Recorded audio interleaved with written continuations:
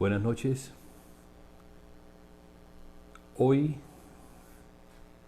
como es la costumbre, estaremos compartiendo la palabra y es una palabra relacionada con la profecía. Vamos a hacer énfasis en los asuntos relacionados con la venida del Señor Jesús. Una venida que, según las señales, es inminente. Esto es, está a las puertas. Entonces hemos considerado desde hace unos días el poder transmitir, según la carga que el Señor nos ha dado, transmitir este mensaje, que sea un mensaje de esperanza, pero también de advertencia. De advertencia porque el Señor viene por una iglesia sin mancha y sin arruga.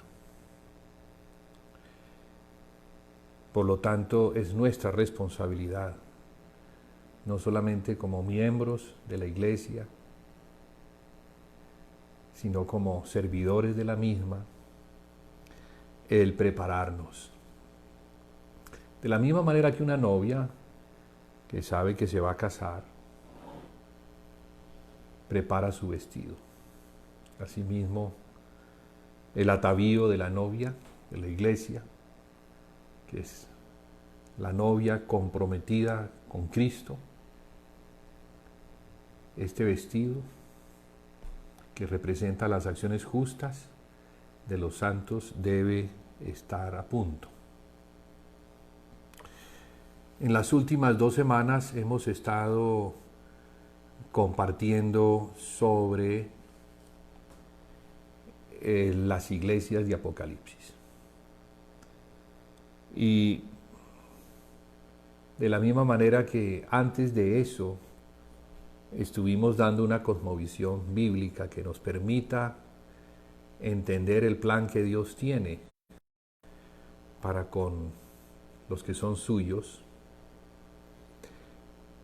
Asimismo, aproximarnos al mensaje que a Juan le es revelado estando en la isla de Patmos, y se le dijo que lo que se le iba a mostrar lo escribiera y lo enviara a 7 mensajeros.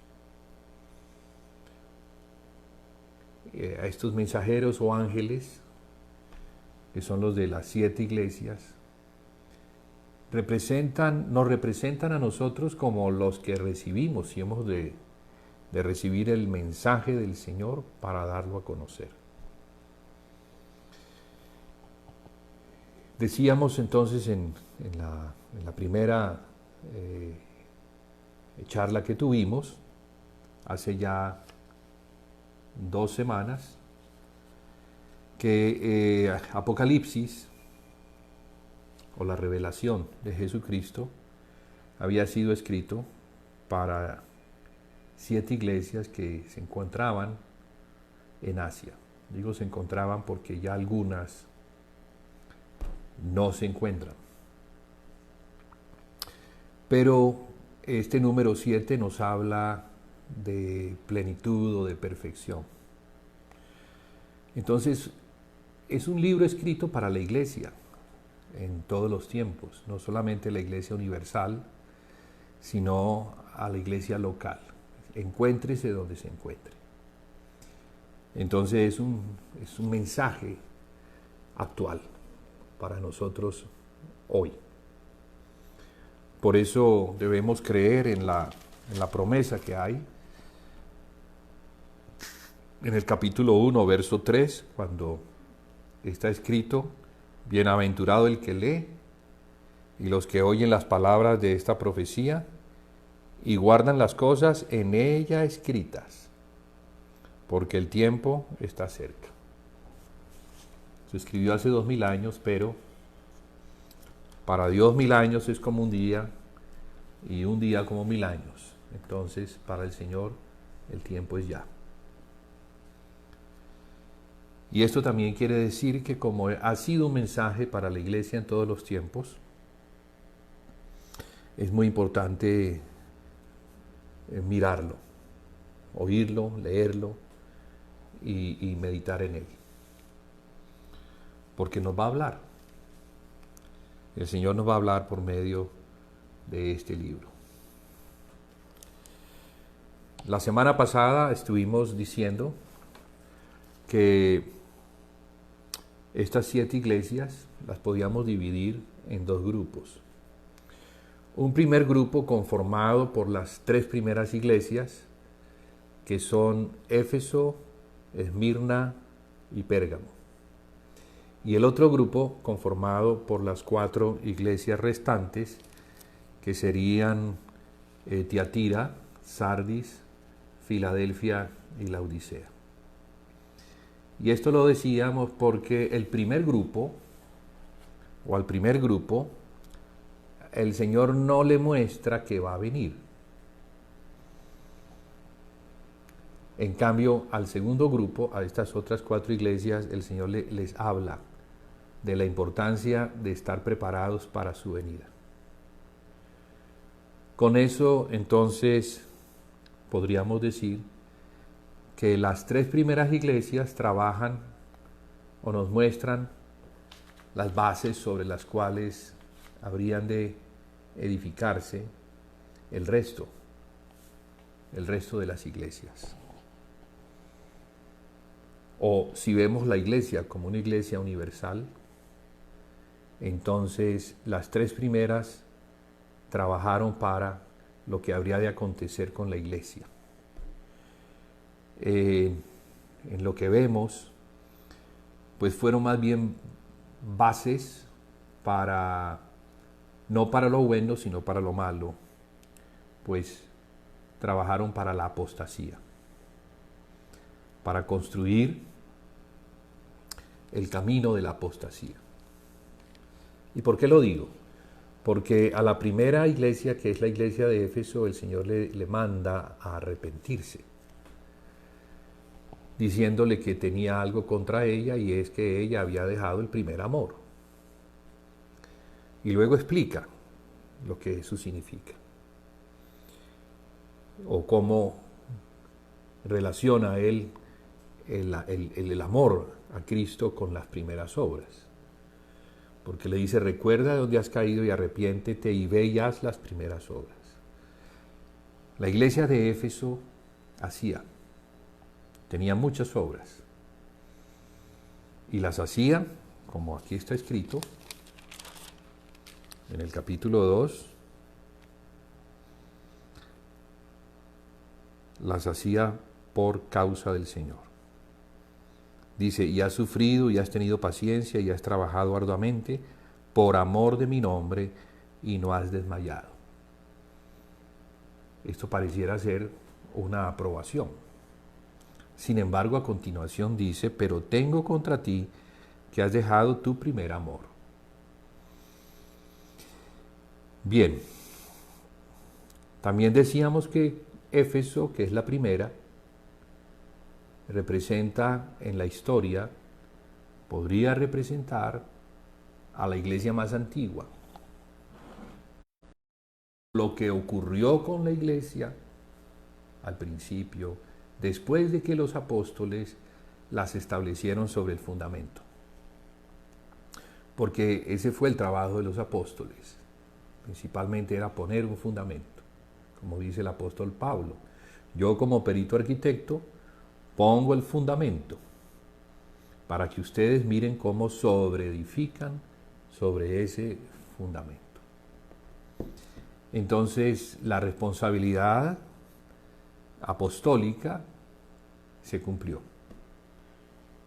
Ahora habría que ver cómo la iglesia respondía a esa fe, a ese depósito de la fe que les había sido entregado como un legado, para que ellos también lo pudieran dar a conocer a las generaciones que les seguirían. Sin embargo, lo que vemos es que algo sucedió. Y eso que sucedió afectó la práctica de la iglesia. La iglesia, como el Señor la muestra, es la sal de la tierra y la luz del mundo. Y como la luz, entonces Él presenta un candelero.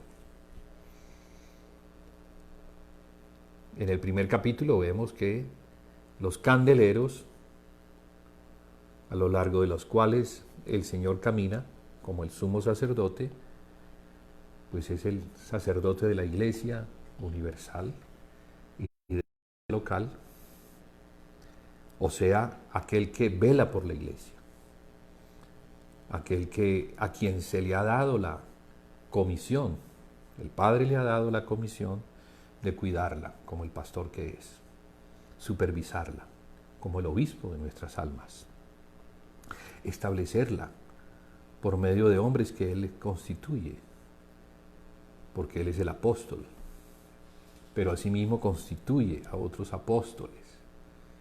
Y esto continúa. El ministerio de apóstoles, profetas, evangelistas, pastores y maestros no ha cesado. El Señor sigue constituyéndolos, sigue dándoles autoridad para que edifiquen. Y en esta edificación pues tendrán que corregir, tendrán que advertir también a la iglesia de las cosas que podrían suceder si ella no hace la corrección. Entonces vemos al Señor Jesucristo dándole a la iglesia de Éfeso, que la encontramos en el capítulo 2 de este libro, en los primeros versos del 1, al Señor Jesucristo amonestando a la iglesia. Tengo algo contra ti, y es que has dejado tu primer amor. Si miramos a la iglesia, la miramos como una cadena que está conectada en sus eslabones, y miramos lo que hicieron nuestros hermanos, sea bien o sea malo, para afectarnos en lo bueno que hicieron, pero también en lo malo, debemos reconocer entonces que la iglesia tiene una historia y que en esa historia hay cosas que se hicieron que afectaron, ya bien sea para bien o para mal. Entonces lo que Éfeso no hizo, por lo que se le mandó a hacer, que era regresar a las primeras obras, trajo como consecuencia que aquellos que serían enseñados por sus padres en la fe, pues no sabrían qué es lo que habría que hacer. Me explico. Un padre es aquel que no solamente tiene hijos, sino que además tiene una herencia para ellos. Y esa herencia es el legado. Espiritualmente hablando, los padres apostólicos que recibieron del Señor Jesús legaron a la iglesia con un depósito de fe que la iglesia debía guardar hasta la venida del Señor. La responsabilidad del apóstol era dar todo el consejo, establecer a la iglesia sobre esa base que es el consejo del Señor. ¿Pero para qué? Para que ellos, siendo obedientes, lo guardaran y lo entregaran a sus descendientes, a sus hijos.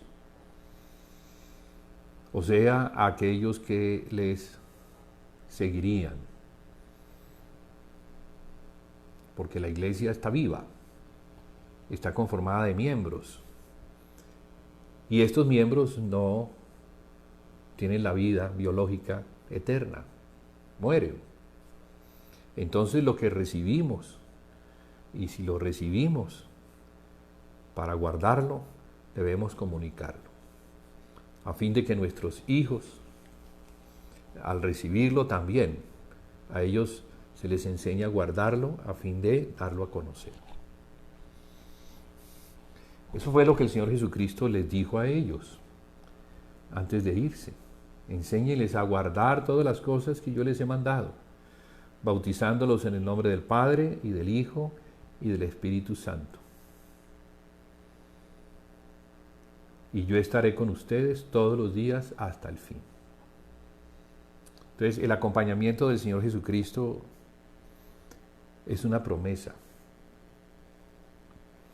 Él acompañaría a aquellos que, siendo fieles, guardan para transmitir a aquellos que se están levantando, que son nuevitos, pero que también reciben este legado precioso para que las futuras generaciones también lo continúen y lo continúen hasta que el Señor venga. Porque el Señor no dejó dicho cuándo habría de venir. Dijo que vendría. Y viene por una novia que esté sin mancha y sin arruga. ¿Qué quiere decir? Una novia que conforme al legado que ha recibido, se prepare. Y la preparación no es otra cosa que poner en práctica el legado de la fe. Si lo que recibimos lo ponemos en práctica, entonces vamos a ver el acompañamiento del Señor Jesús. Vamos a ver el Espíritu Santo confirmando y santificando a la iglesia y empoderándola y ayudándola en todo lo que la iglesia debe hacer. Y eso era lo que la iglesia al principio hacía. La iglesia cuando comenzó, y esto está en el libro de los Hechos, que son los hechos de los apóstoles, pero también los hechos de la iglesia, pero por encima de todo son los hechos del Espíritu Santo, porque es el obrar del Espíritu Santo en una iglesia obediente, en una iglesia fiel, en una iglesia que recibió el legado y lo guardó. Aquí la palabra guardar es muy importante porque es un tesoro que se puede perder. Pero también nos habla de memorizar las palabras a fin de que estén tan guardadas en mi corazón que ellas se hagan vida. No es tanto una memoria natural, es más algo que tiene que ver con el corazón. Cuando los mandamientos de Dios dados al Señor Jesucristo nos son entregados, nosotros somos responsables al recibirlos y debemos guardarlos en el corazón. Ya no es un asunto de tablas de piedra, como era antiguamente, los mandamientos, los 10 mandamientos que fueron escritos en piedra. Ahora estos mandamientos son escritos en el corazón, a fin de que al estar allí, ellos puedan mover nuestro corazón. Porque debemos saber que la vida mana del corazón. De toda cosa guardada, hemos de guardar el corazón, porque del corazón mana la vida. Entonces, ¿qué hemos de guardar en el corazón? Los mandamientos. Pero la mejor manera de guardar los mandamientos que Dios le dio al Señor Jesucristo es ponerlos en práctica. Entonces, por eso la iglesia al principio perseveraba. Y el perseverar nos está hablando de eso, nos está hablando de una vida práctica diaria. Algo que, como está tan cimentada en el corazón, entonces lleva lleva al creyente, al discípulo, al santo, lo lleva a la perseverancia. No es algo de la carne, no es algo natural, es la vida misma del Señor Jesucristo, establecida en el corazón de aquel que quiere obedecer. Entonces, cuando el Señor le dice a la iglesia de Éfeso, ve y haz las primeras obras, a eso es que se está refiriendo. Se está refiriendo a que la iglesia debe regresar a la vida, debe regresar a comer del árbol de la vida, a comer de Cristo y a vivir conforme a lo que Cristo le enseñó a los apóstoles. No en balde el Señor Jesucristo estuvo con los apóstoles 3 años largos, enseñándoles esa vida, lo que ellos vieron, lo que ellos palparon, todas las conversaciones que tuvieron con el Señor Jesús, las preguntas que le hicieron y que fueron respondidas, lo que el Señor hacía al sanar enfermos, al liberarlos de los demonios, al levantar paralíticos, al darle vista a los ciegos, al resolver la sordera de los sordos y la mudez de los mudos, al sanar leprosos. Todo esto que en lo natural era un prodigio, tiene un fondo espiritual. Porque nosotros no solamente podemos estar ciegos en lo natural, podemos estar ciegos en lo espiritual, sordos también en lo espiritual. Si no tenemos los sentidos espirituales, si no hemos renacido a la vida, si no estamos avivados, entonces vamos a estar como la iglesia de la Odisea. ¿Cómo estaba la iglesia de la Odisea? Ella estaba en un estado de pobreza espiritual, de ceguera espiritual y desnuda, espiritualmente hablando. ¿Por qué? Porque ese vestido, que es el que se le da a la novia, o también al sacerdote, porque esta novia que es la iglesia también obra como o tiene un sacerdocio, y para ejercer ese sacerdocio que no es en la carne sino que es espiritual, tiene que tener un vestido, y ese vestido es de lino blanco y resplandeciente, no es natural. No. Ahora no vamos a hacer un vestido así, no vamos a buscar un costurero, un sastre que nos haga un vestido así. No, ese vestido es algo que se va formando en la vida del creyente cuando hace las obras que el Señor le ha mandado hacer. Estas primeras obras, que son las obras justas. ¿Por qué? Porque son las que proceden de Cristo. El apóstol Pablo dice que la salvación no es por obra, sino que es por gracia y se recibe por medio de la fe. Y no es por obras para que nadie se gloríe. Pero también dice, esta otra parte es importante, porque somos hechura suya, creados en Cristo Jesús para buenas obras, las cuales Dios preparó de antemano para que anduviéramos en ellas. Entonces, ¿cuáles son las obras en las que la iglesia debe andar? Las que el Señor Jesucristo menciona a la iglesia de Éfeso. Veías las primeras obras. En esto quiero ser enfático y recalcar, porque casi todo el asunto arranca allí. Todo lo que llegó a ser problemático en la iglesia es porque la iglesia perdió el norte, porque la iglesia dejó de perseverar.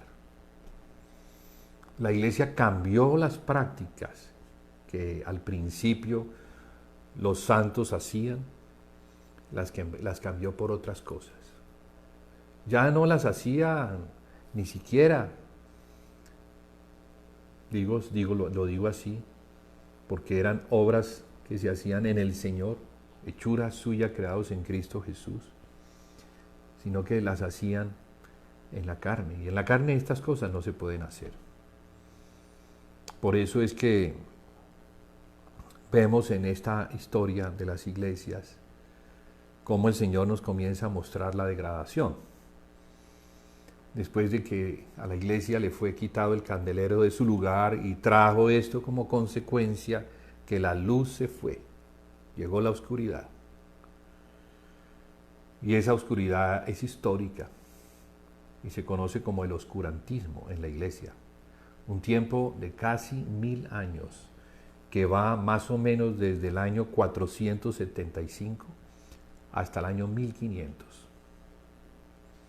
Entonces, la misma historia nos confirma lo que el libro de Apocalipsis nos enseña. Solo que tenemos que leerlo y compararlo con la historia para que podamos concluir que efectivamente cada una de estas iglesias representa en lo histórico a una iglesia determinada. Entonces, por eso es que habíamos dividido a estas 7 iglesias en 2 grupos.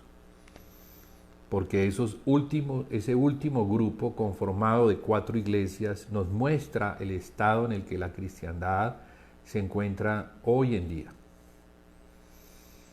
Entonces, ahora sí vamos a entrar en la materia que nos corresponde, después de este breve resumen, lo que nos corresponde compartir hoy. La semana pasada, viernes, hoy estamos a martes, hablaba de la iglesia de Tiatira y la iglesia de Sardis, las 2 primeras del segundo grupo, diciendo que la iglesia de Tiatira, que es aquella donde el Señor le escribe y le dice: pero tengo unas pocas cosas contra ti, que toleras que esa mujer Jezabel, que se dice profetiza, enseñe y seduzca a mis siervos a fornicar y a comer, cosas sacrificadas a los ídolos. Y le he dado tiempo para que se arrepienta, pero no quiere arrepentirse de su fornicación. Bueno, aquí esa fornicación es una fornicación espiritual, como el apóstol Pablo lo indica en la primera carta a los Corintios, en el capítulo 10, él habla de sentarse en la mesa de los demonios. Y esto lo dice antes de mencionar la mesa del Señor en el capítulo 11. Porque no podemos sentarnos en la mesa del Señor, que es santa, y que es única y exclusivamente para aquellos que están en Él, que son fieles, y a la vez sentarnos en la mesa de los demonios. O sea, haciendo actos propios de la carne, en la idolatría propia de la carne. Porque ese era el estado de la iglesia de Corintio. Una iglesia que por estar en esa inmadurez espiritual, ellos no discernían el cuerpo de Cristo. Y al no discernirlo, entonces se separaban. Unos seguían a Pablo, a Saulo, a Pablo, otros seguían a Cefas, Pedro, a otros a Apolos, y otros decían, los que se creían más espirituales, que seguían era a Cristo. Pero aún el seguir a Cristo causando división es un asunto de la carne. Entonces, Pablo menciona esto. Menciona que el no tener una unidad de mente y de corazón va a llevar a la iglesia a las divisiones. Muy fácilmente los hombres que no están siguiendo verdaderamente por la fe a Jesucristo van a terminar siguiendo al hombre.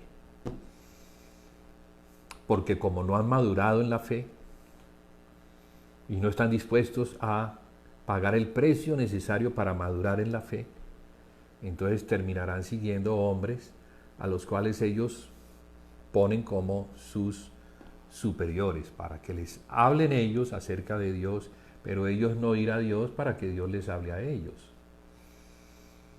Los apóstoles eran muy celosos con eso, y ellos sabían que al único que hay que seguir es al Señor, al Espíritu, que es el que nos fue dado. Sin embargo, esa era la batalla. Era la batalla y siempre ha sido la batalla. Y siempre, hasta la venida del Señor Jesucristo, será esa la batalla. No solamente la batalla de aquellos que se encuentran en la iglesia como miembros del cuerpo de Cristo, sino aquellos que también el Señor pone para edificar la iglesia.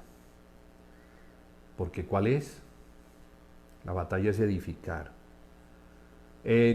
la casa del Señor. Y digo batalla porque va a haber opositores. Los primeros con los cuales hay que tratar y liquidar somos nosotros mismos. Los primeros en oponerse por estar en la carne a la casa de Dios somos nosotros. Porque la carne es el principal enemigo de la casa de Dios. Entonces a los santos hay que llevarlos es a Cristo.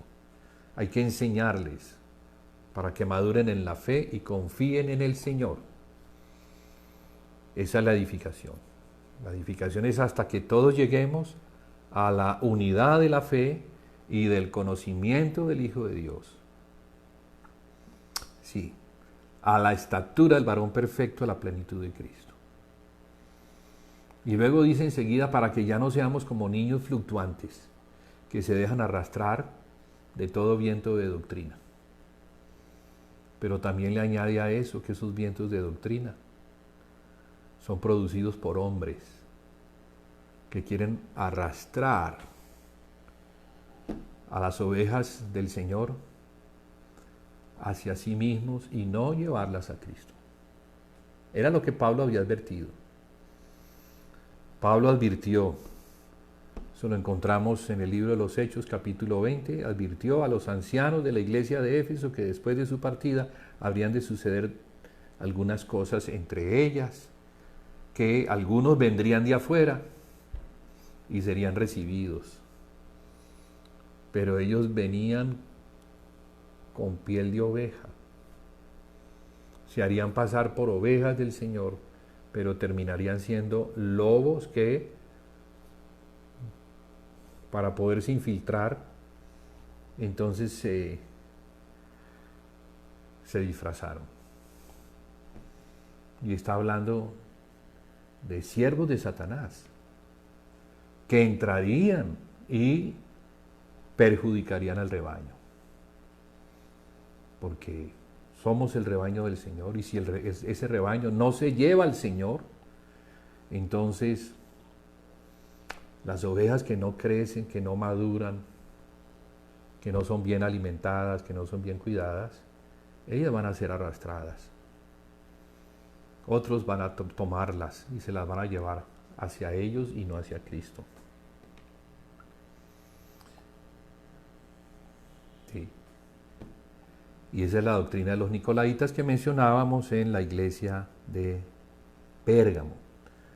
Recordemos que la semana pasada hablamos de las consecuencias de la caída, de la apostasía, que no es otra cosa que deslizarse de la fe, de no guardar las palabras que se dieron al principio y que debían constituirse en el legado. Entonces, ¿qué se puede esperar de los siervos del Señor después de 2000 años de historia? Cuando la historia que se conoce es más una historia de degradación que de delegación de aquellas cosas que son justas y santas. Gracias a Dios. Y es gracias a Dios por el plan que Dios tiene. Dios ha estado levantando a su iglesia otra vez. Dios ha estado trayendo hacia su Hijo, por medio del Espíritu, un remanente de ovejas que sí están buscando al Señor, que no van detrás de los hombres, que quieren conocer la verdad para seguirla. Y entonces es lo que estamos viendo también hoy, en este segundo grupo. Vemos eso. Aunque vemos la iglesia de Tiatira, que representa a la iglesia apóstata, que sigue la doctrina de Jezabel, y por eso sus prácticas de idolatría, que el Señor le llama fornicación espiritual, o sea, junta con los demonios, algo que el Señor abomina, aborrece, y que en consecuencia vemos a la iglesia de Sardis saliendo de allí, porque en la historia la iglesia de Sardis representa la salida de un remanente que se encontraba espiritualmente hablando en Babilonia, porque así como los judíos por su apostasía fueron llevados a Babilonia, también la iglesia por causa de su apostasía ha sido llevada a la Babilonia espiritual. Y la menciono porque el Señor no solamente habla de Jezabel, sino que también habla de Babilonia, para que podamos tener más claridad acerca del asunto, que es un asunto espiritual. No está hablando de la Babilonia natural, que ya no existe, la cual nos queda como ejemplo de que Babilonia, que fue en su tiempo una ciudad maravillosa, una ciudad a los ojos naturales deslumbrante, pero era el centro de la idolatría. Allá muchos templos edificados a los distintos dioses que ellos seguían, con los respectivos sacerdotes que conocían esas deidades y enseñaban a los babilonios a seguir a esas deidades. Sabemos que lo que está detrás de eso es Satanás mismo, repartiéndole a los que le han seguido, repartiéndoles también poder. Entonces se seguían a los demonios. Estos de Babilonia seguían a los demonios. Babilonia es una guarida de demonios, de toda ave inmunda. Y hay una Babilonia espiritual, a donde la iglesia tuvo que ser llevada en cautividad. Entonces debemos reconocer que hay una cautividad espiritual, de la cual muchos no quieren salir porque se encuentran sirviendo a los demonios. Se encuentran bien. Confiesan el nombre de Jesucristo, creen que Jesucristo es el que murió en la cruz, pero no quieren desprenderse de sus ídolos. Entonces, es un contubernio espiritual. Es un estado bastante degradante. Allí donde Jezabel es la que enseña todo esto. Pero así como ocurrió con los judíos, que un remanente, después de 70 años de cautividad, un remanente salió.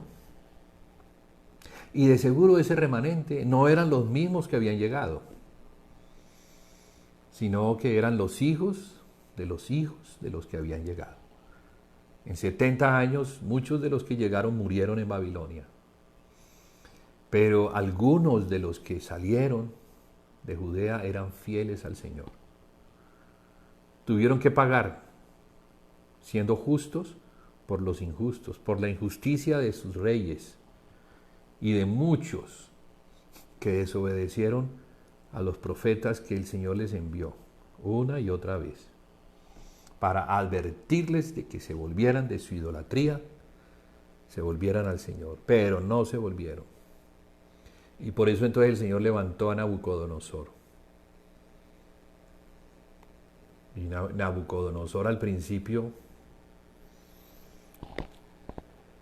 fue condescendiente, pero el rey que puso como gobernador de la provincia de Judea no fue fiel, no cumplió, no le creyó al profeta Jeremías que les mostraba lo que Dios ya había decretado, que se debían entregar al rey de Babilonia, no se debían resistir, serían llevados en cautividad, estarían 70 años, pero el Señor estaría con ellos y los guardaría, porque el plan del Señor no era destruirlos, sino disciplinarlos.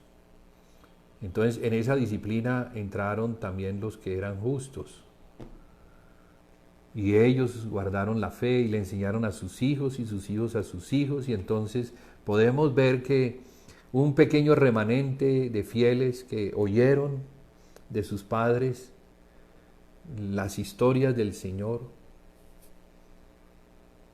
ellos querían regresar a Jerusalén, querían regresar a edificar la casa, porque sabían que la casa había sido destruida.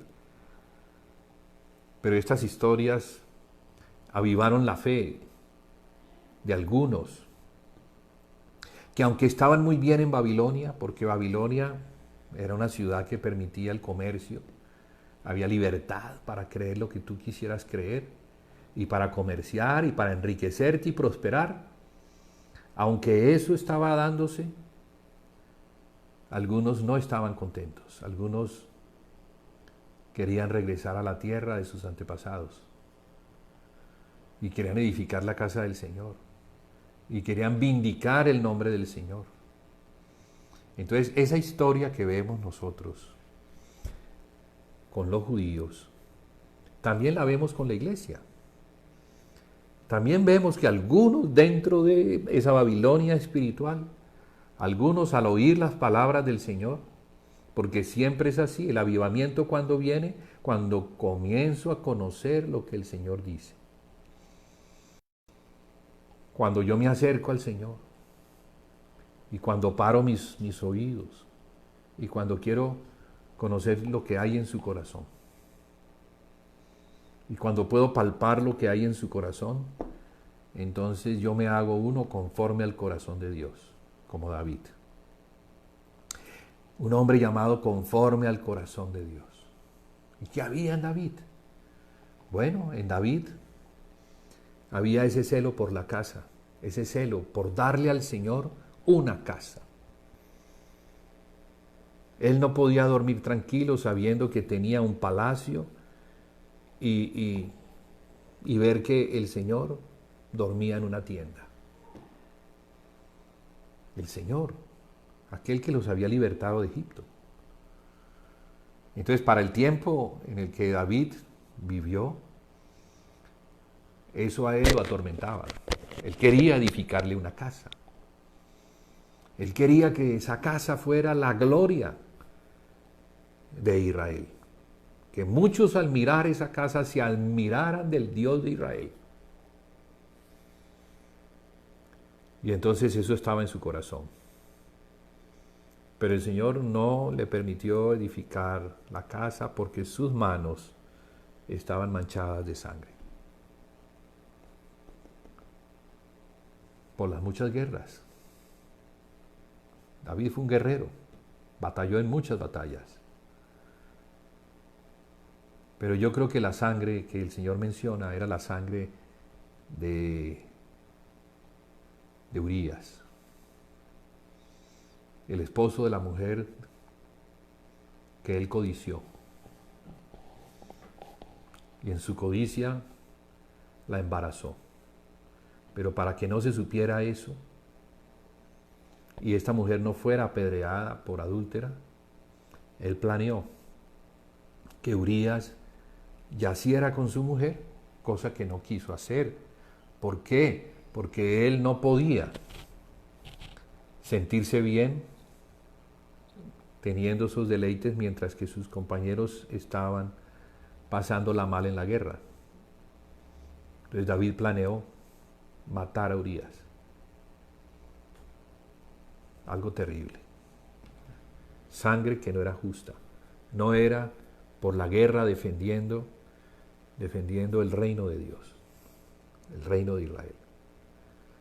Entonces Dios, ahí sí, lo paró en seco y le dijo por medio del profeta Natán que él no edificaría la casa, pero que su hijo sí la edificaría. Digo todo esto porque es que la casa es todo el centro del problema. Apocalipsis tiene que ver es con la casa del Señor, o sea, con la iglesia, con el candelero, con el santuario, porque es la casa del Señor y nosotros somos sacerdotes constituidos así por la sangre de Jesucristo. Debemos entender que la sangre fue derramada no solamente para perdonarnos los pecados, sino para hacer de nosotros un reino de sacerdotes. Entonces debemos entender eso, nuestra posición sacerdotal, no solamente para edificar la casa, sino para servir en una casa que es la casa del Señor. Pero nunca se podrá servir en esa casa si la estamos viendo en la carne, como comenzó a suceder. Cuando el Señor le dice, tengo algo contra ti, que has dejado tu primer amor. Y ese primer amor lo relacionó con la casa. Porque le dice, ve y haz las primeras obras. ¿Y esas primeras obras cuáles eran? Bueno, si vamos al libro de los Hechos y las leemos desde el capítulo 2, del verso 47 en adelante, encontraremos que esas primeras obras eran las perseverancias que, resumiéndolas, pero entendiendo que estaban integradas en la manera de un obrar, de un hacer, de un entender, de un ministrar, eran la doctrina de los apóstoles, la comunión de unos con otros, el partimiento del pan y las oraciones. ¿Y yo por qué digo que esto está relacionado con la casa, o con el santuario, o con aquellas cosas que son verdaderamente santas, que son las que se le dan al Señor? Porque en el tabernáculo encontramos 3 lugares: el atrio, que está afuera, el lugar santo, que es interno, y el lugar santísimo, que es más interno, íntimo, allí donde está el arca de la presencia del Señor. El arca representaba la presencia del Señor en medio de Israel. Entonces, como el Señor estaba allí, al Señor había que ministrarle. Entonces, por causa de la presencia del Señor, el Señor tenía sacerdotes especializados en ministrarle a Él. Y eran los hijos de Aarón, el sumo sacerdote. Era un lugar pequeño, de modo que no había mucha gente. El Señor nos dice que esa fe o esa puerta que requiere de esa fe especial es estrecha. No es para todos, porque hay muchos que quieren ministrar al Señor, pero en el atrio, como el Señor le dice a la iglesia de Éfeso. Yo conozco tus obras, y vemos las obras que la iglesia de Éfeso hace, y están más relacionadas con obras hacia afuera que las obras hacia adentro, que lo que hacemos para el Señor. Esto era un asunto más para los hombres, por causa del pecado del hombre, del estado en el que el hombre se encuentra, que el ministrar en el santuario, allí en el lugar santo, por causa de la santidad de Dios. Entonces, cuando entendemos la santidad de Dios, debemos entender que el ministrar al Señor debe hacerse conforme a su santidad. Entonces, no es para todos. Y ese era realmente el problema de Éfeso, y es el problema de la iglesia hoy en día. Que al no conocer al Señor, entonces se quedan ministrando afuera. Pero el Señor necesita sacerdotes del lugar santo. Esos sacerdotes, esos que ministran en espíritu y en verdad, porque a tales el Señor está buscando que le adoren. Entonces hay una adoración especial, que es en espíritu y en verdad, porque también hay una manera de adorar afuera, y es por medio de los sacrificios que se hacían en el altar de bronce por causa del pecado. Es también una manera de adorar. En realidad todo lo que hacemos en obediencia al Señor es adoración. Entonces la adoración no son cánticos solamente. La adoración es servir al Señor conforme a lo que Él nos manda hacer. Es el siervo que se postra reconociendo que tiene un Señor y que le obedece renunciando a sus privilegios. Es el que niega su vida y la pone al servicio del Señor. Pero hay que negar la vida, porque si no, entonces nos vamos a creer que tenemos privilegios y vamos a trabajar para el cumplimiento de esas cosas que nos agradan, que nos gustan, que nos parecen bien, incluso que nos parecen justas, porque se hacen para el Señor, como hacía la iglesia de Éfeso. Pero el Señor está buscando, conforme a lo que Cristo hizo por nosotros, un servicio diferente. Unas obras que son esas primeras que están relacionadas con el santuario. Y hablo de esto porque ese regresar a las primeras obras nos debe tocar hoy en día. Por lo menos debemos preguntarnos, bueno, si hay unas primeras obras, en realidad yo las estoy haciendo.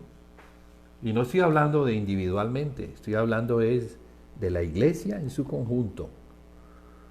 Porque el Señor quiere es una iglesia, no solamente quiere individuos. Claro, quiere individuos que dentro de la iglesia hagan las cosas que el Señor le ha mandado hacer a la iglesia. O sea, al cuerpo de Cristo.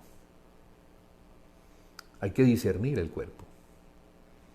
Porque cuando no discernimos el cuerpo, entonces no lo entendemos.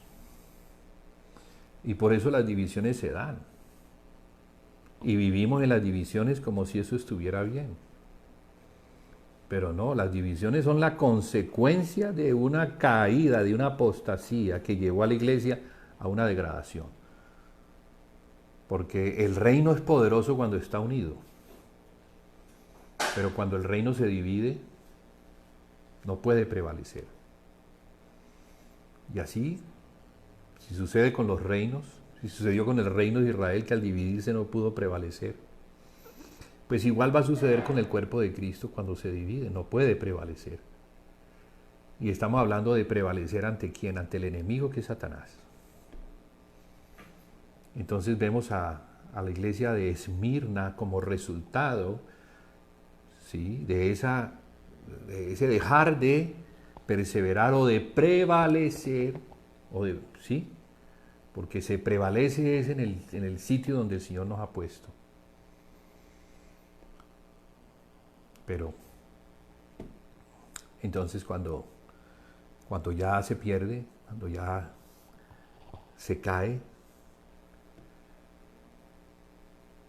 se pierde la posición, se pierde la conquista, la gloria se va disipando hasta que no queda nada. Históricamente sucedió con la ciudad de Éfeso. La ciudad de Éfeso era una ciudad muy importante en el tiempo de los apóstoles. Los historiadores, algunos dicen que era la ciudad más importante en el Imperio Romano, después de Roma. Pero no existe hoy en día. Si tú vas a buscar la ciudad, no existe. Te van a llevar a las ruinas, que es lo que quedó. Como todas las ciudades que fueron abandonadas por el Señor, como Babilonia. ¿Y cuándo las ciudades son abandonadas por el Señor? Cuando la iglesia que tiene una responsabilidad, abandona al Señor. Cuando los israelitas abandonaron al Señor, el Señor pues se fue. El Señor no puede imponer su posición. Si lo dejan, pues Él se va. Y si Él se va, pues entonces otros vienen y destruyen. Y hasta la casa la destruyeron. Entonces la casa del Señor fue destruida por Nabucodonosor. Pero cuando ellos regresaron, el remanente que había sido conquistado por la fe de sus padres, porque los padres le hablaron a sus hijos y conquistaron el corazón, pero conquistaron el corazón para que ese corazón anhelara al Señor, anhelara la gloria que algún día tuvo Israel. Y por eso un remanente muy pequeño regresó cuando el imperio babilónico cayó. De hecho, el imperio babilónico, neobabilónico, solo duró 70 años. El tiempo que el Señor envió a los judíos a Babilonia. El Señor los levantó y el Señor los tumbó. Mire cómo es que el Señor levanta reyes, pero también los quita. Y los levanta para disciplinar a su pueblo, aún a pesar de Él.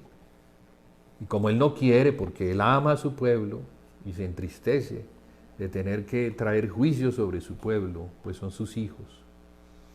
Y por eso envía profetas para que anuncien y muestren que se deben volver al Señor, porque si no vendrán juicios. Y los juicios han llegado y los hemos visto en la historia. Y estamos a punto de observar el juicio del Señor por una casa, hablando de la iglesia, que dejó al Señor. Hace muchos años, hace muchos siglos, el Señor ha tenido paciencia, pero desde el tiempo de la iglesia post-apostólica vemos que hay una caída en descenso que la ha dejado en el estado de la Odisea, que es la última. Hoy estamos hablando del segundo grupo, pero conectándolo con el primero, con la iglesia de Éfeso, que trajo consecuencias, Esmirna y luego Pérgamo, para poder decir que estas iglesias trabajaron para que quienes seguían el legado que ellos dejarían, el legado de muerte, mostraría una iglesia en tinieblas. Tiatira. Catolicismo, tanto por el lado romano como por el lado ortodoxo. Pero entonces tenemos a Sardis como también en la historia de los judíos, como el remanente que salió de Babilonia. Los que salieron. Entonces fueron separados. Ya no más en Babilonia, ya no más en el oscurantismo. Ahora viene la palabra. Ahora la palabra, que es la luz, comienza a alumbrar los corazones de los santos. Y así fue al principio con Sardis, que representa la iglesia protestante. Pero aunque los protestantes recibieron algo importante y comenzaron bien en el tiempo, y ya han pasado cerca de 500 años, comenzaron una degradación. ¿Y por qué? Por las divisiones. Mencionábamos que el viernes pasado, que el Señor le dice a Sardis, mira, voy a leerlo exactamente. Yo conozco tus obras, que tienes nombre de que vives y estás muerto. Sé vigilante y afirma las otras cosas que están para morir, porque no he hallado tus obras perfectas delante de Dios. Acuérdate pues de lo que has recibido y oído y guárdalo, y arrepiéntete, pues si no velas vendré sobre ti como ladrón, y no sabrás a qué hora vendré sobre ti. ¿Qué quiere decir esto? A mi manera de ver, ¿no? Yo creo que esto habla de degradación. No he hallado tus obras perfectas delante de Dios. Fíjese, es delante de Dios. Porque volvemos a lo mismo. La iglesia está para que haga algo para Dios. Y eso lo hace en el lugar santo.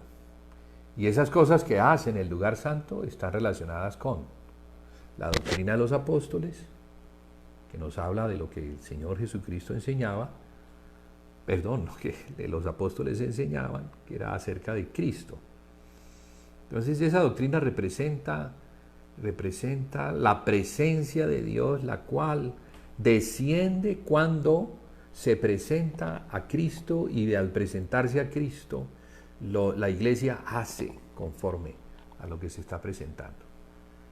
Miremoslo en Hechos, capítulo 2. Miremos la presencia de Dios. Hechos, capítulo 2. A ver si ustedes observan lo mismo que yo puedo observar. Entonces fíjese cómo en el verso 42, voy a empezar a leer a partir del 42 hasta el 47 y miraremos entonces. Dice, y perseveraban. Bueno, desde el 41 para entender cómo fue lo anterior, antes de que entraran a perseverar. Así que los que recibieron su palabra fueron bautizados y se añadieron aquel día como 3,000 personas. Esto fue el primer día que Pedro predicó. Pentecostés. Predicación ante multitudes de personas. Esa predicación trajo convicción. Preguntaron qué debían hacer y Pedro les dice, deben bautizarse en el nombre de Jesús para perdón de pecados y recibir el don de Dios, o sea, el Espíritu Santo. Entonces, cuando esto se da, dice que así que los que recibieron su palabra fueron bautizados y se añadieron aquel día como 3,000 personas. ¿A qué se añadieron? Vamos a ver. Dice, y perseveraban en la doctrina de los apóstoles, en la comunión unos con otros, en el partimiento del pan y en las oraciones. Esto ahora nos va a explicar lo que eso significa. Y sobrevino temor a toda persona, y muchas maravillas y señales eran hechas por los apóstoles. Y todos los que habían creído estaban juntos y tenían en común todas las cosas. Ese es el resultado de perseverar. O sea, esas perseverancias tienen que ver con todo esto. Y vendían sus propiedades y sus bienes y los repartían a todos según la necesidad de cada uno. Impresionante. Y perseverando unánimes cada día en el templo y partiendo el pan en las casas, comían juntos con alegría y sencillez de corazón, alabando a Dios y teniendo favor con todo el pueblo. Y el Señor añadía cada día a la iglesia los que habían de ser salvos.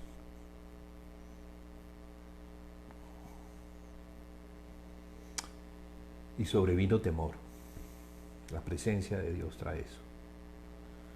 Entonces todo lo que ellos hacía que la presencia de Dios descendiera.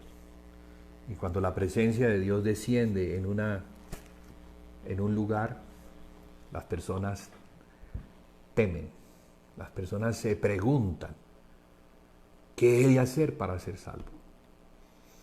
Casi que no es necesario que vaya un evangelista.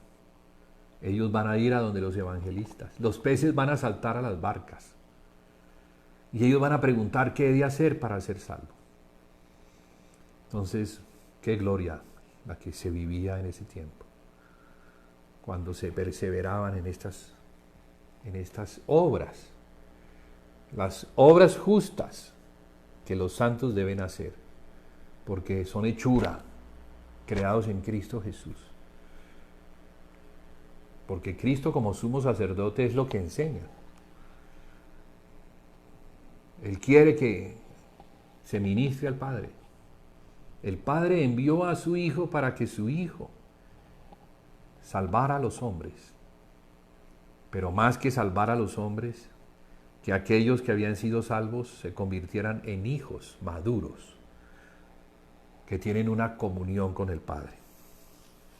Entonces, la iglesia es eso. La iglesia es la casa de Dios.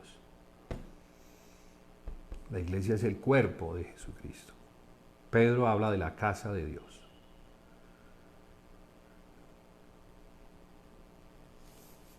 Entonces este punto es muy crítico, porque vamos a ver que las iglesias perdieron completamente la noción. Ellas ya no se estaban congregando para lo mejor, sino para lo peor.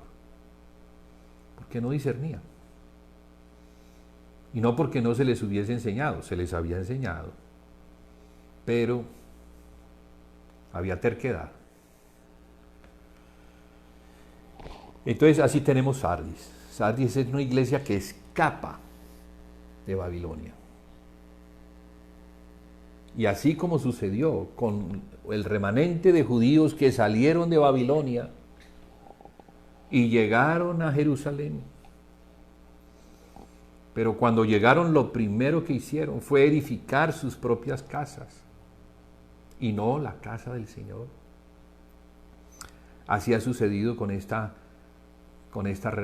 remanente de cristianos que salieron, pero no entienden que la prioridad es la casa, no sus casas, no sus denominaciones. No sus denominaciones, no sus grupitos. Es la casa del Señor, porque hay una casa en Jerusalén, así como debe haber una casa o iglesia en cada ciudad. Pero eso no está, eso no se da. Ni aunque se quisiera. No se da, ¿por qué? Porque todos están contentos en lo que están haciendo.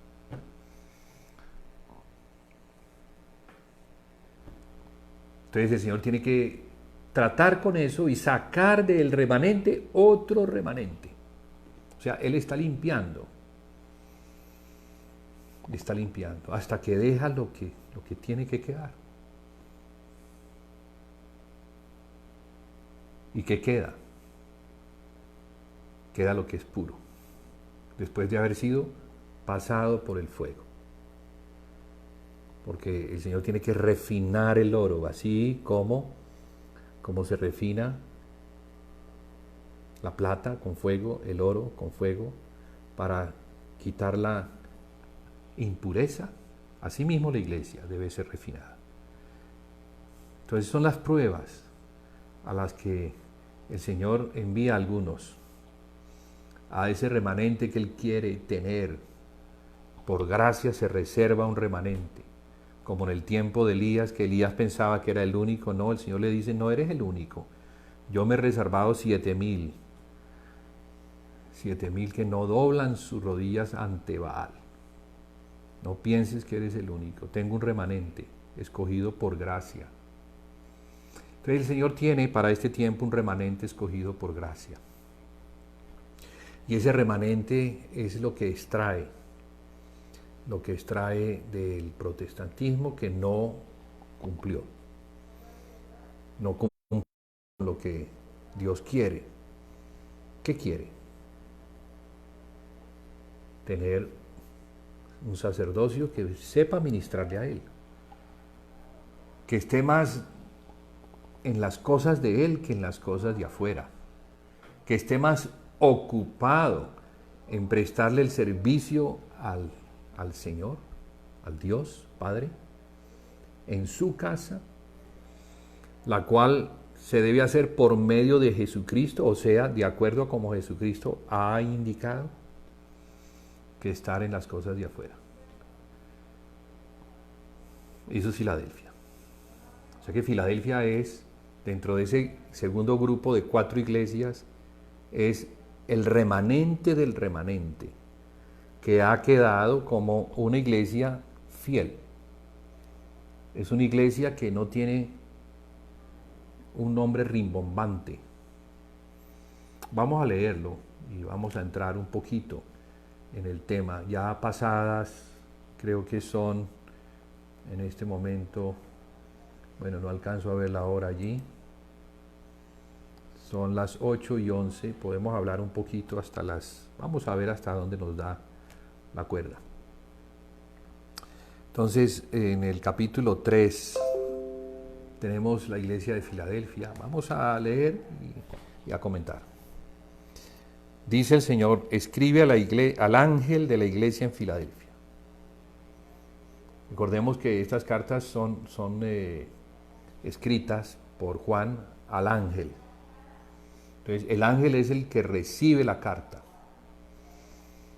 Pero el ángel, como es un receptor, pero a la vez un mensajero, él debe dar a conocer el mensaje. No es el mensaje únicamente para él, es el mensaje para la iglesia donde él es el ángel, o el mensajero, o el profeta, o el que sirve, el que tiene una responsabilidad para con esa iglesia local. Entonces, esto dice el santo, el verdadero, el que tiene la llave de David, y el que abre y ninguno cierra, y cierra y ninguno abre. Yo conozco tus obras. He aquí, he puesto delante de ti una puerta abierta, la cual nadie puede cerrar. Porque aunque tienes poca fuerza, has guardado mi palabra y no has negado mi nombre. Vamos hasta allí a comentar. El Señor se presenta como el santo y el verdadero.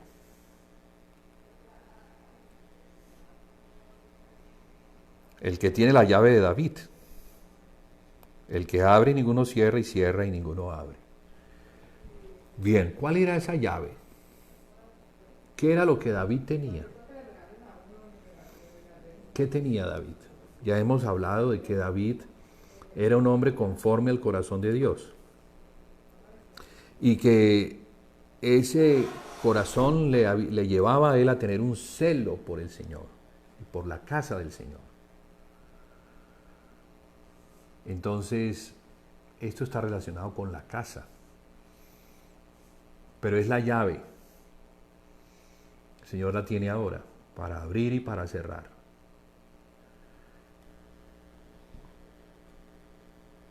¿Cuál es la característica, según lo que el Espíritu le había mostrado a David sobre la casa?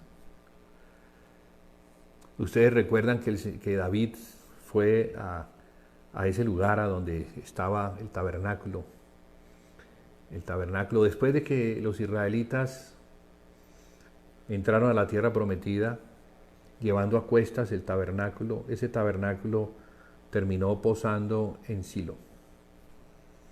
Y ya de allí no se movió más. ¿Por qué? Porque los israelitas habían terminado su peregrinaje. Ya habían atravesado el desierto, lo cual hicieron a lo largo de 40 años. Después entraron en la tierra prometida y seguían cargando el tabernáculo, importantísimo. La presencia de Dios les acompañó en todas las conquistas hasta que ya terminaron de conquistar y el tabernáculo se asentó. Pero ahora venía una nueva etapa. Era la etapa del reino, de Jerusalén como la ciudad del rey y de la casa. No como un tabernáculo, sino como la casa, la cual David quería edificar. Pero antes de eso, algo vio David, que es lo que yo quiero aquí señalar, porque me parece que hay revelación. Y es que la llave de David, que permitía abrir y cerrar, está relacionada con el tabernáculo de David, el cual es mencionado en Hechos capítulo 15, donde se nos muestra un concilio el concilio de Jerusalén. Y fue una reunión de apóstoles con los ancianos y con todos los santos de Jerusalén para discutir un asunto que estaba relacionado con los gentiles. Porque esto lo había traído Pablo como una carga y la quería discutir.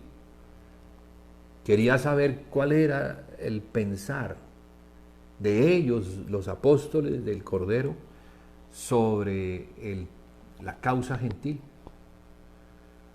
Porque según lo que Pablo entendía, cuando Pablo predicaba, Pablo no predicaba a Moisés, Pablo predicaba a Jesús. Pablo no predicaba la ley, Pablo predicaba la gracia. Y cuando Pablo predicaba, el Espíritu Santo descendía y confirmaba los corazones. Y al confirmar los corazones, Pablo se daba cuenta que ellos habían sido lavados por la sangre de Jesús. Y ahora tenían el Espíritu y hacían parte del pueblo del Señor. Sin embargo, algunos judíos no veían como Pablo veía. Ellos pensaban que a los gentiles que se convertían había que llevarlos a Moisés, circuncidarlos y enseñarles toda la ley. Pablo no entendía las cosas así. Entonces, en ese conflicto que se estaba viviendo en ese tiempo, Pablo lleva el tema para que se trate en Jerusalén, la capital prácticamente en el tiempo de los apóstoles, la capital podemos decirlo así, del Evangelio, porque allí comenzó el Evangelio, allí comenzó Pedro y los demás apóstoles a predicar, a enseñar y a establecer la iglesia del Señor sobre el fundamento apostólico. Entonces, en ese concilio se debatía y se debatía.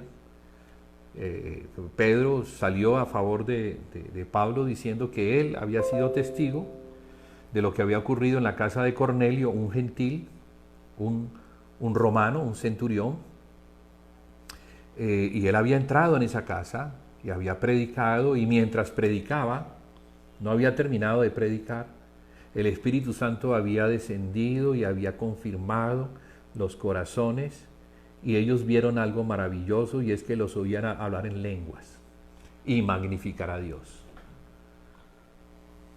La misma experiencia que ellos pudieron ver en Pentecostés, ahora la estaban viendo en esa casa de Cornelio, allá en Cesarea, no en Jerusalén. Entonces Pablo pudo entender que el Espíritu Santo confirma, afirmando por medio del sello del Espíritu Santo la fe de aquellos que al oír el Evangelio creen en la palabra. Y Pedro comienza a entender que la salvación no es por obra, sino que es por gracia.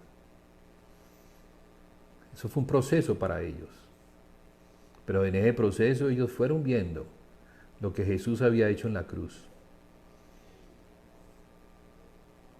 ¿Qué había hecho? Por la sangre había permitido la entrada a todos los hombres.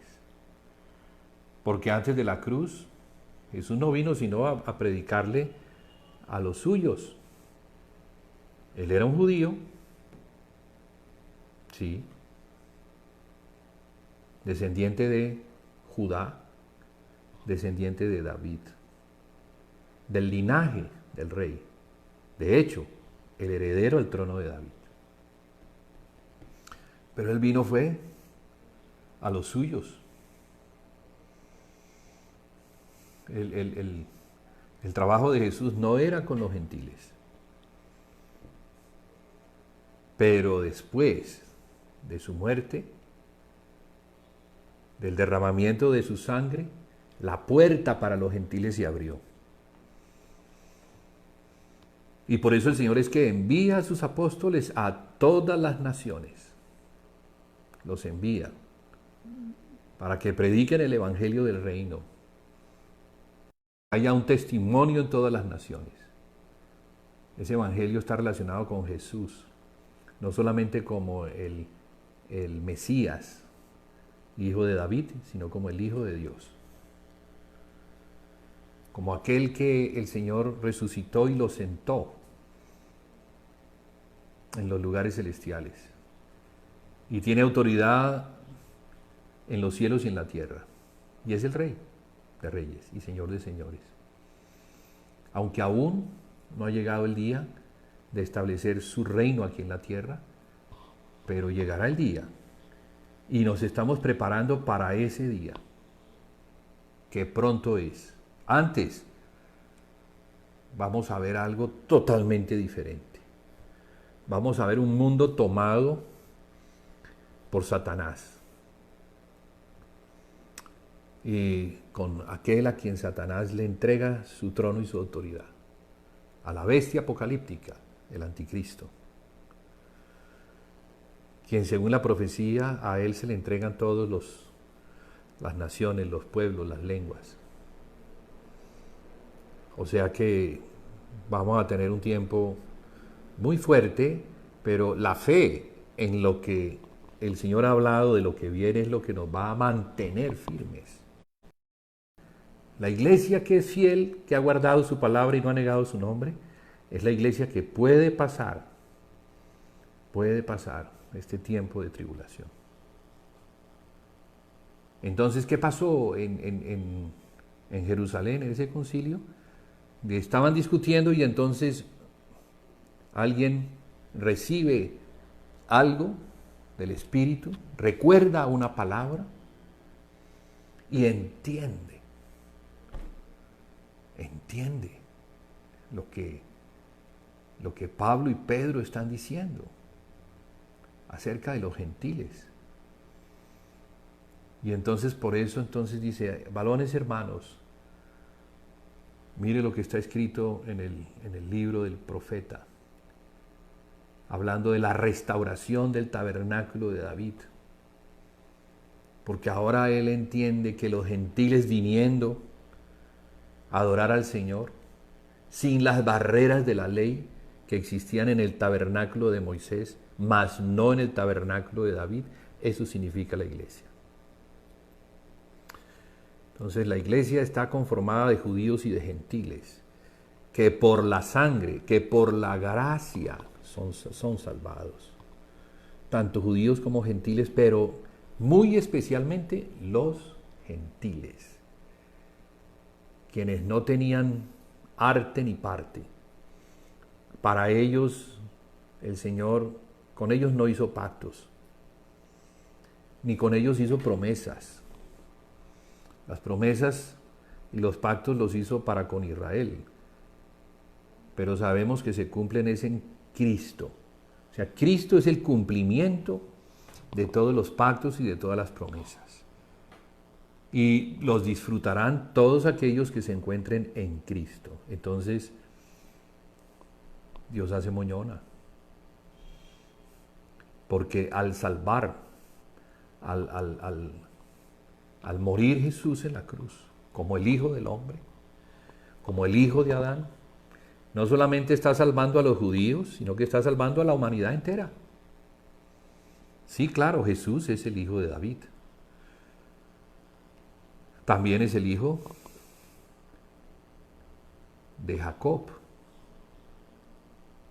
de Isaac, de Abraham, de Shem, de Noé, y en esa línea de Set, pero también de Adán. Él es el Hijo del Hombre. Y como Hijo del Hombre, entonces en la cruz salva al hombre, no solamente al pueblo de Israel, sino al hombre, a todo el mundo. Entonces el Evangelio es el que tiene que ir a todo el mundo, debe predicarse en todas las naciones, para testimonio de que hay alguien que está en los cielos y que ha prometido regresar. Y la iglesia se prepara para ese regreso. Entonces es muy importante que la iglesia entienda lo que es profético, lo que le ha sido dejado como legado, cuál es la posición que la iglesia debe tener. Y entonces entendemos que Filadelfia es así, a la que el Señor Jesús se presenta como el que tiene la llave de David, porque está abriéndole una puerta a quienes, a los gentiles, a los gentiles. Y mire cómo lo confirma. Mire cómo lo confirma. Vamos a mirar el verso 9. He aquí, yo entrego de la sinagoga de Satanás a los que se dicen ser judíos y no lo son, sino que mienten. He aquí yo haré que vengan y se postren a tus pies y reconozcan que yo te he amado. Los que se dicen judíos y no lo son. O sea que hay unos que se dicen judíos porque descienden de Abraham, de Isaac, de Jacob, de Judá. Pero Pablo dice en Romanos que el verdadero judío no es el que desciende de Abraham, sino el que ha circuncidado su corazón. El que ha recibido al Señor Jesús. Ese es el verdadero judío. Nosotros somos judíos por adopción, porque somos de Cristo, somos de aquel hijo de David, de aquel Mesías, de aquel rey de Israel. Y hacemos parte entonces del pueblo del Señor, pero más que del pueblo del Señor, de la esposa de aquel que un día vendrá a reinar y establecerá su reino como rey, pero teniendo a una esposa que reine junto a él. A una esposa que entiende, que sabe, que se debe guardar, que debe guardar su estado de virginidad. Más que su estado de virginidad, prepara su vestido. Entonces, Filadelfia tiene esas características. Es la iglesia gentil, que por la sangre de Jesús fue también llamada a ser parte del reinado de David. Y muchos de los que se dicen judíos, y no lo son, o algunos de los que se dicen judíos y que no lo son, sino que son mentirosos, ellos se postrarán un día a los pies.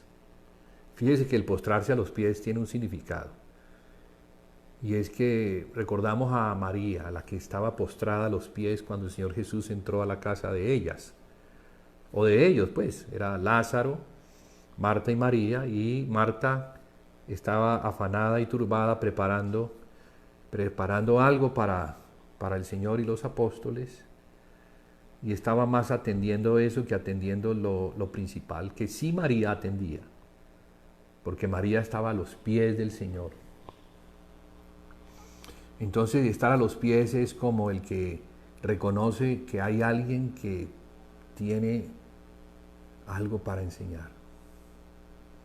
Entonces aquí vemos a estos que no conocen al Señor Jesús. No le conocen, pero le quieren conocer. Y encuentran en un gentil, que les enseñe acerca del Mesías de Israel. Ellos no conocen su rey, pero los gentiles sí, porque los gentiles fueron aceptados en la casa, así como David entendía. El tabernáculo de David permitía que tanto judíos como gentiles pudieran venir a adorar al Señor sin las barreras de la ley. David tenía en su ejército y en su séquito tenía gentiles.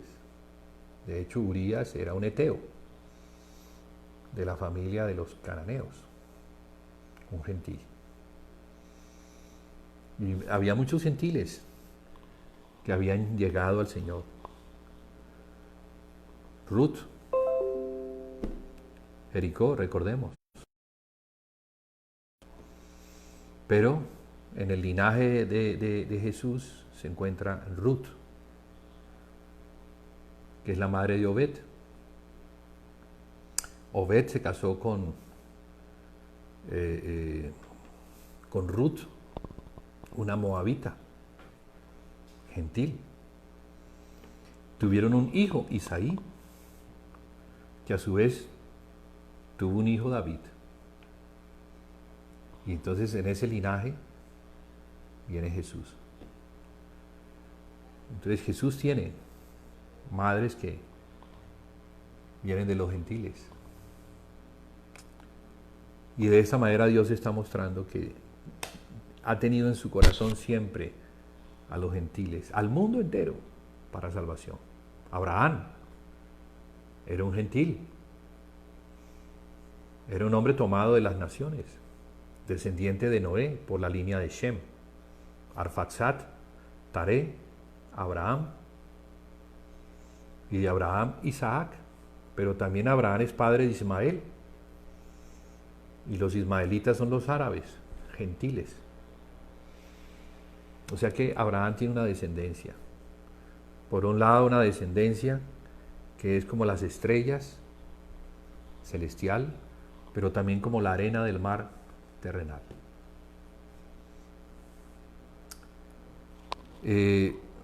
Bueno, estamos a las 8:32, llevamos 1 hora y 30 minutos. Vamos a suspender aquí esta parte que tiene que ver con una cosmovisión bíblica sobre las iglesias de Apocalipsis, ayudándonos a entender el problema de la iglesia, el para qué esta carta se escribió o para quiénes se escribió y para qué, porque de esa forma podemos entender el resto del libro. El resto del libro muestra esa salvación que el Señor va a lograr de una iglesia que se encuentra en un estado de apostasía. Entonces debe ser limpiada. Y por eso entonces vemos aquí estas cosas que a veces pensamos que es el fin del mundo, pero tiene que ver con los juicios del Señor, con las trompetas. Y las trompetas son juicios sobre la tierra, que van a afectar a los moradores de la tierra, pero también a la iglesia. Entonces la iglesia, pasando por estas cosas, el Señor se va a ocupar de limpiarla, para tener una iglesia que sea justa, según la medida que debe tener.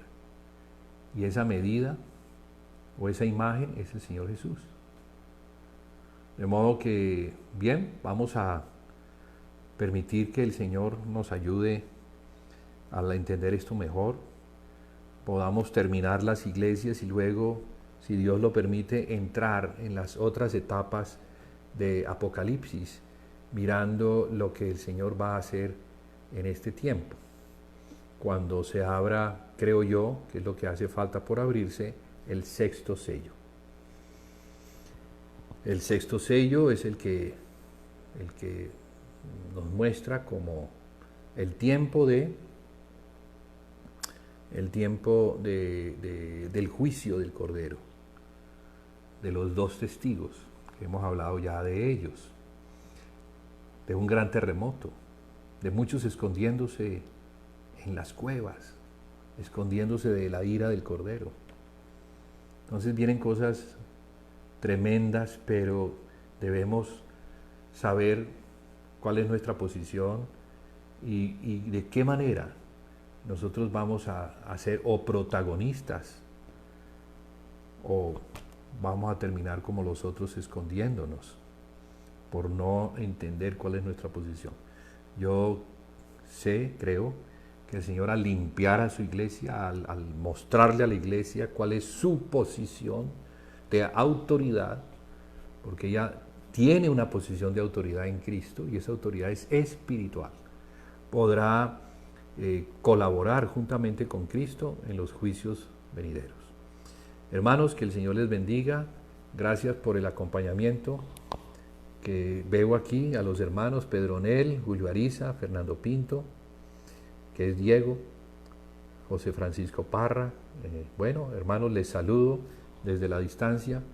Les deseo lo mejor, que puedan seguir meditando en estas cosas que hemos hablado. Los que llegaron tarde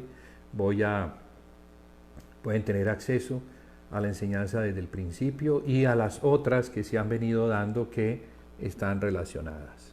Gracias, hermanos. El Señor les siga bendiciendo.